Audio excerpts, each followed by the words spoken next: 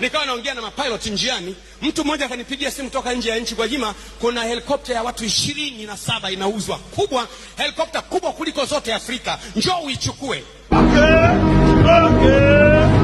Nikamwambia mapilot wangu, jamani, hii helikopta ni kubwa, lina watu 27, lina uwezo wa kubeba tons, yani 27 ni viti vimepangwa mle ndani, lakini ukiamua kubeba tons ni tons 12. Nikamwambia yule bwana anakuja. Nikamwambia nitumie bei ya awali. Ananiambia lakini bwana, yani hiyo dudu lile ni kubwa kweli, lakini tutakuuzia kwa bei nzuri.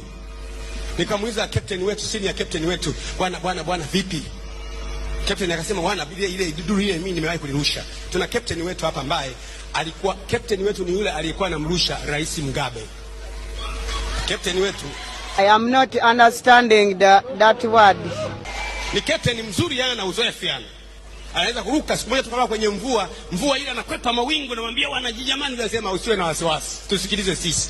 Mawingu tunapita hivi, jamaa anaruka polini.